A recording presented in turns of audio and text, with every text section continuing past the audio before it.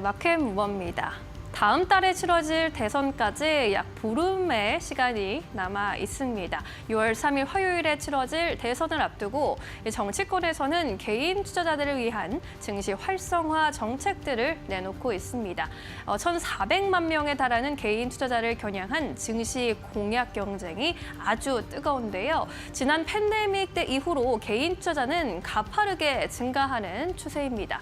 유권자 중에 주식 투자자 비중을 보면 지난 2019년 14% 수준에 불과했지만 최근에는 30%까지 올라왔습니다. 2배 이상 증가한 거죠. 개인 투자자의 표심을 잡는 것이 어느 때보다 계속해서 중요해지고 있는 건데요.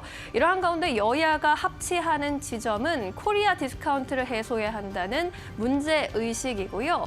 또한 가상자산 현물 ETF 도입에도 공동으로 찬성하고 있습니다. 전통적인 주식 투자 시장뿐만 아니라 가상자산 투자자들의 표심까지 잡겠다는 선거 전략으로 보이는데요. 그렇다면 구체적으로 두 후보의 공약 나눠서 정리해 보겠습니다.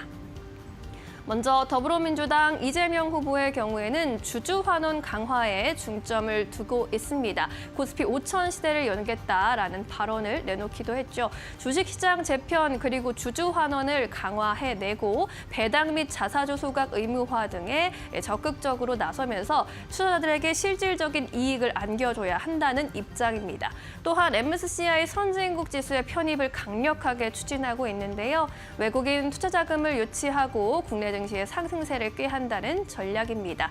이 밖에도 상법 개정 재추진에 열을 올리고 있습니다. 감사위원 분리선출이나 집중투표제 등을 약속해 놓은 상황입니다. 반면에 국민의힘 측 김문수 후보의 경우에는 직접적인 세제 혜택에 방점을 두고 있습니다. 자산 증식이 가능한 투자 친화 국가를 구축하겠다라는 목적으로 보입니다.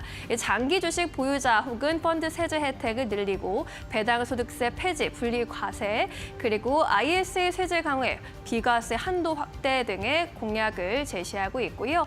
특히나 상법 개정과 관련해서 다른 입장을 보이고 있습니다. 자본시장법 개정에 더 방점을 두고 있고요. 시장의 자율성 그리고 기업 경영의 자유를 더 중시하는 방향성으로 정책을 제안하고 있는 상황입니다. 두 후보의 공약이 엇갈리고 있지만 가장 중요한 것은 실현 가능성이겠죠. 모두 좋은 공약이지만 과연 어떤 후보가 더 실행 가능한 구체적인 로드맵을 내놓을지도 함께 주시해서 살펴보셔야겠습니다. 마켓무버 전해드렸습니다. 네, 이어서 오늘 시장에서 핫한 기업들 하나하나 살펴보도록 하겠습니다. 먼저 가장 첫 번째 기업으로는 감성코퍼레이션 만나볼 텐데 어제 실적을 발표를 했어요. 이게 이제 최근 5거래일 동안 3,000원대 후반대에서 4,200원대까지 오르면서 오늘도 5% 가까운 강세 탄력을 가지고 가고 있습니다. 결국에는 외국인 투자자의 매수가 좀 강력하게 들어오는 게 힘이 되지 않을까 하는 생각도 들고요. 이 기업 어떻게 보세요? 과거에 이제 버추얼텍이었다가 이제 이 어떤 사업 내용을 좀 바꾸면서 감성 코퍼레이션으로 사명을 좀 변경을 했죠. 1분기 실적 앞서서 이제 말씀해 주신 대로 뭐 상당히 좀 잘 뽑았습니다. 일단 뭐 타이틀로는 뭐 최대 실적이라고 얘기를 하긴 하는데 나름대로 이제 사실 이 어페럴 관련된 기업이기 때문에 비수기 성수기가 있긴 합니다만 감성 코퍼레이션 그동안의 어떤 분기 실적을 쫙 보면은 사실 그렇게 이렇게 비수기 성수기를 나누기 힘들 정도로 좀 꾸준하게 좀 나오는 편이 좀 있긴 해요. 일단 4분기가 가장 좀 잘 나오는 편이긴 합니다만은 어떠한 기업인지 잠깐 설명을 드려보도록 하겠습니다. 과거에 굉장히 유명했던 일본 텐트 만드는 기업인데 스노우피크라고 해서 지금은 뭐 좀 약간 회사가 많이 망가졌죠. 그래서 베인캐피탈이 인수를 해서 상장 폐지를 시켜버렸는데 베인캐피탈은 아마 고려아연 영풍 지분 경쟁 때 이름 많이 들어보셨을 거예요. 고려아연 쪽에 우군 역할을 했던 게 이제 베인캐피탈 미국계 사모펀드죠. 굉장히 큰 어떤 사모펀드인데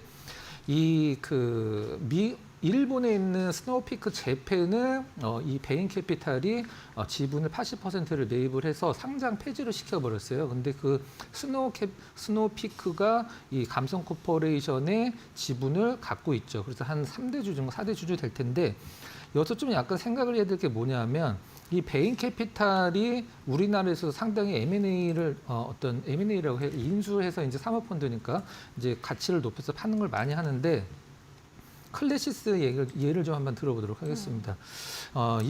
베인캐피탈은 이제 클래시스를 인수를 하고 그다음에 이루다를 인수를 해서 가치를 키운 다음에 키우고 있는 상황이죠. 그 전략이 보통 우리가 볼트온 전략, 이제 M&A에서 볼트온 전략이라고 많이 얘기를 하는데 이 베인캐피탈 특성상 일본 스노우피크를 인수를 한 다음에 스노우피크 어페럴의 판권을 갖고 있는 감성 그 코퍼레이션도 어느 정도 이게 연결고리가 있지 않나라는 게 지금 시장에서 나오고 있는 분석이거든요. 그 부분이 저는 주목을 해야 될 부분이라고 생각을 하고 있고, 이 감성 코퍼레이션 이 대표 관련된 부분들을 좀 약간 이렇게 어떤 기사를 검색을 해보면 상당히 주주 친화적인 어떤 경영을 하고 있는 분으로 좀 많이 알려져 있는 상황인데, 2027년도까지 단기 순이익의 50%를 일단 재원으로 활용을 해서 주주 환원 정책으로 어떤 주주 환원 정책을 펼치겠다. 올해는 이제 전부 다 이제 자사주를 매입을 해서 소각시킨 데 쓰기로 결정이 된 것 같은데, 자사주 소각 후에 매입 후에 소각을 하는 게 주주 입장에서는 그거보다 사실 더한 호재는 없다라고 생각을 하고 있거든요. 이 부분들이 시장에서 계속 긍정적으로 평가가 나와주고 있는 상황이고요. 수급적으로 봤을 때 잠깐 차트 보면서 간단하게 말씀드리면, 외국인 기관이 꾸준하진 않아도 계속적으로 우상향하는 듯한 느낌을 주는 게 이 감성 코퍼레이션의 수급의 특징적인 부분이고요. 기관도 좋고 외국인도 좋고, 그다음에 올해 정고점 일단 3월 말과 4월 초에 중순쯤에 있었던 어떤 나름대로의 저항선을 이제 가뿐히 넘어서는 것이 상당히 좋아 보이는 어떤 기술적인 분석입니다. 정리를 하면 베인캐피탈의 어떤 행보를 보면 감성 코퍼레이션도 나름대로 일본 스노피크와 연결시켜서 나름대로 좀 어떤 가능성이 있다. 이 부분 참고를 하시면서 보시면 될 것 같습니다. 네, 만약에 이제 이 이슈가 다시 한번 부각되면은 네. 그때 다시 한번 이야기 나눠보는 걸로 하겠고요. 네네. 이어서 두 번째 기업으로 이어가 보도록 하겠습니다. 미코예요. 오늘 13% 넘게 급등세. 보니까 일각에서 이제 시작일 수도 있다라는 이야기도 나오고 있고, 네. 어떻게 보세요? 우리가 소위 얘기하는 어닝 서프라이즈의 어떤 전형을 보여준 실적을 좀 발표했다라고 이제 보시면 될 것 같은데, 코미코, 그다음에 미코 세라믹 이런 기업들을 갖고 있는 어떤 홀딩스 역할을 하는 기업이라고 보셔도 큰 문제는 좀 없을 것 같아요.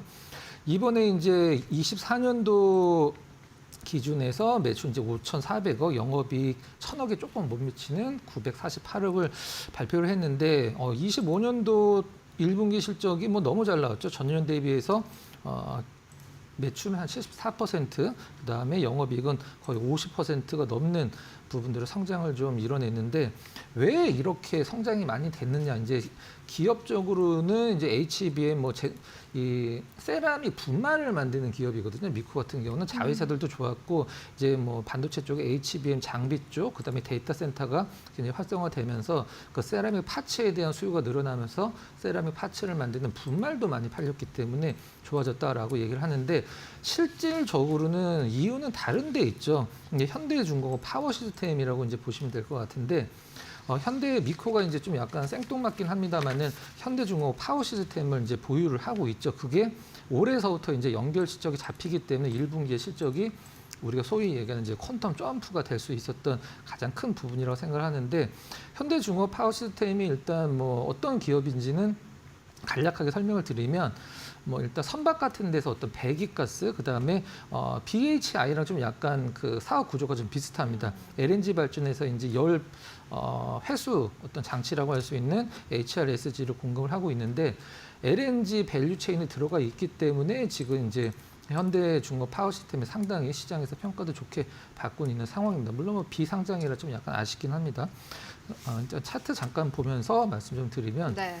오늘 일단 가장 중요한 부분, 아까 종목도 마찬가지지만 계속적으로 넘지 못했던 가격대가 가격적으로 한 10,000원 정도 부근만 오면은 미코가 이제 버릇처럼 이제 계속적으로 저항선 못 뚫고 밑에 쪽으로 좀 약간 조정을 받는 느낌이었었는데, 4월 말에 이제 돌파한 이후로 특별히 이제 기존의 저항선이 이제는 지지선이 되는 듯한 느낌을 좀 받고 있는 그런 상황이에요.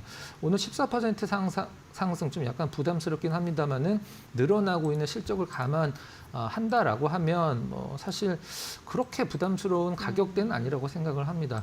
일단은 조정 잠깐 염두에 두고 계속적으로 지켜보시면, 실적이 주가가 연동된다라는 게 맞다라고 하면 뭐 지금은 거의 뭐 바닥권 주가라고 생각하셔도 큰 뭐 무리는 아니라고 생각을 하고 있습니다. 네, 알겠습니다. 미코까지 만나보고 왔습니다. 지금까지 박근호 이사와 함께 이야기 나눠봤습니다. 말씀 고맙습니다.